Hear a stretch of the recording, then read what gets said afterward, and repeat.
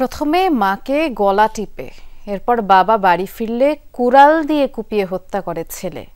মরদেহ দুটি লুকিয়ে ফেলতে শোবার ঘরেই মাটি চাপা দেয় জুয়ায় আসক্ত ছেলে রাজু।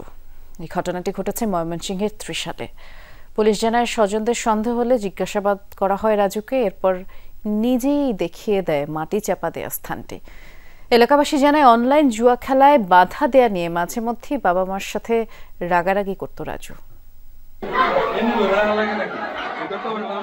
বাবা মাকে হত্যার পর কোথায় মাটি চাপা দিয়ে রেখেছে সেটি বের করে দেখাচ্ছে ছেলে।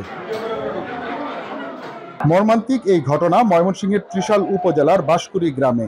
স্থানীয় কৃষক মোহাম্মদ আলী ও তার স্ত্রী বানোয়ারা বেগমকে হত্যা করে নিজ শোবার ঘরেই মাটি চাপা দেওয়ার ঘটনায় হতবাক এলাকাবাসী।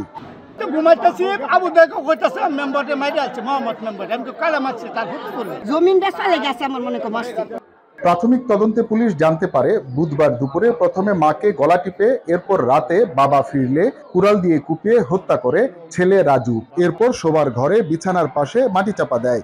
এলাকাবাসী জানায় রাজু জুয়া খেলায় আসক্ত ছিল। বিষয়টি নিয়ে মাঝে মধ্যেই বাবা মার সাথে রাগারাগি হতো রাজুর।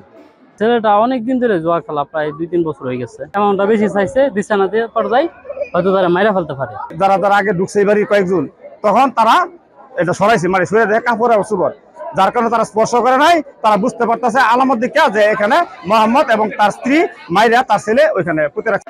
পুলিশ জানায় স্বজনের সন্দেহ হওয়ায় রাজুকে জিজ্ঞাসাবাদ করা হয়, এরপর বেরিয়ে আসে হত্যার ঘটনা। একটা রুমে মাটি খুঁড়ানো আছে, তারপরে আমরা তার দেখানোর মতো আরো মাটি খুঁড়ে দেখলাম এখানে লাশ আছে। তো আমরা লাশের কার্যক্রম করতেছি এবং ছেলেকে আমরা অ্যারেস্ট করছি। বাকি আইনগত ব্যবস্থা পরবর্তীতে গ্রহণ করা হবে। ছেলেকে আমরা থানায় নিয়ে গেছি। এই ঘটনায় এলাকা জুড়ে চাঞ্চল্য ছড়িয়ে পড়েছে। হুসাইন শাহিদ, যমুনা নিউজ, ময়মনসিংহ।